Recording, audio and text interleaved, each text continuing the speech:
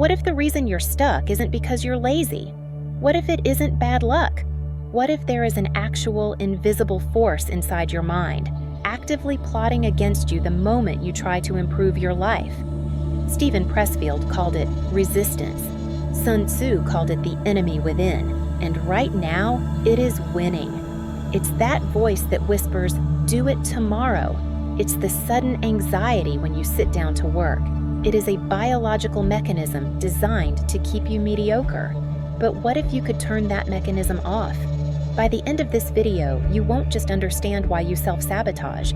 You'll have the military strategy to defeat it. We all hear the call. It happens late at night. A sudden urge to get fit, start the business, or fix the relationship. Pressfield calls this the higher self. But physics tells us that for every action, there is an equal and opposite reaction. Psychology obeys the same law. The moment you try to move from a lower state to a higher one, your brain generates a counterforce. Most people think this is just lack of ambition. They quote Nietzsche, saying, "We want success, but not the pain." But that's wrong. You don't just lack ambition. You are facing an active opponent. Think about it. You buy the gym membership and suddenly you feel exhausted. You open the blank document and suddenly you need to clean the house. This isn't random. This is resistance changing shape to stop you. So, how do we fight an enemy that lives in our own head? 2,300 years ago, Sun Tzu wrote The Art of War.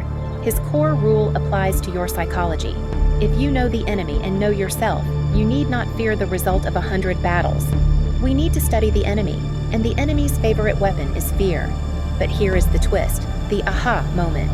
You aren't afraid of failure, you are afraid of success. Abraham Maslow called this the Jonah complex. We fear our highest potential because becoming your higher self means killing your old self.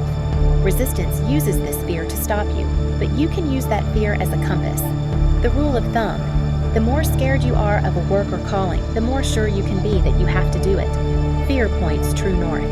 So, you know the enemy, you know the weapon. How do you win? You cannot kill resistance.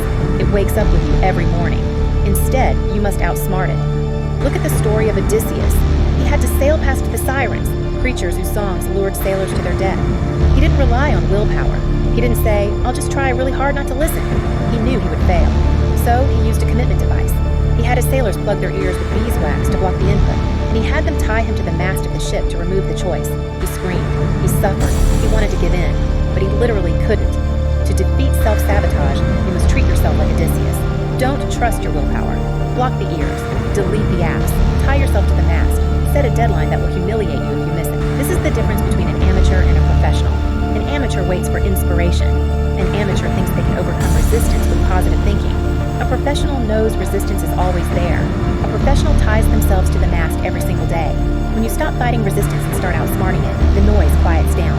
The fear doesn't go away, but you stop letting it drive.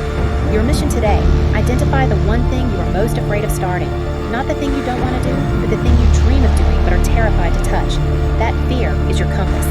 Follow it, because on the other side of that fear is the person you were meant to become.